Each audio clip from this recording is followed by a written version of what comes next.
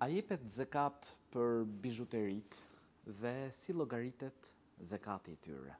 Po, edhe për bijuterit jepet zekat, sepse përfshihet në argumentet e përgjithshme, të cilat obligojnë dhënien e zekatit të florirë dhe të sermës, dhe përveç kësaj ka dhe argumente specifike, ka hadithe të specifike në të cilat profeti sallallahu alaihi wasallam ka theksuar dhënien e zekatit për bijuterit.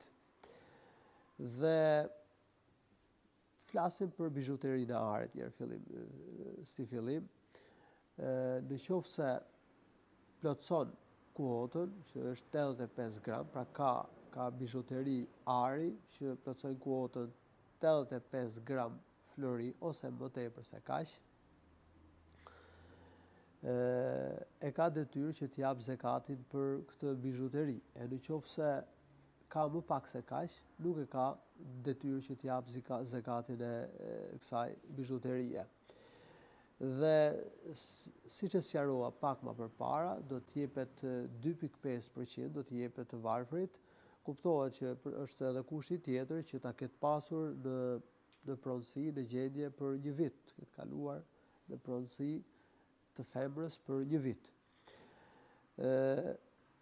Do t'jap, sikurse e përmendëm, do t'jap 2.5%, por për të dhënë zekatin duhet të llogaritet vlera e bijuterisë në euro, në lek ose në një valutë tjetër. Për shembull, nëse bijuteritë e arit që ka femra arrin vlerën e 10.000 eurove, atëherë pra do të shikoj sa e ka vlerën si bijuteri.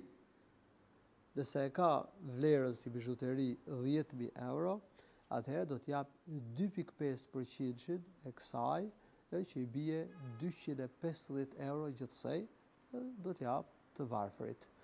Në lidhje me bijuterinë e sermës, përsëri themi që nëse ka 595 gram serm, ose më tepër se kaq, se kjo është kuota e sermës, dhe e ka pasur në gjendje për një vit, ka pasur në pronësi për një vit, e ka detyrë që t'jap zekatin, do t'jap 2.5% të kësaj, për shembull, nëse por do ta llogarisë sipas vlerës që ka, pra do të llogarisë vlerën e bijuterisë së sermës, sa i bie, nëse për shembull vlera e bijuterisë së sermës, së argjendit që ka arrin 1.000 euro, atëherë i bie që të jap 2.5% të kësaj shume, që është 25 euro.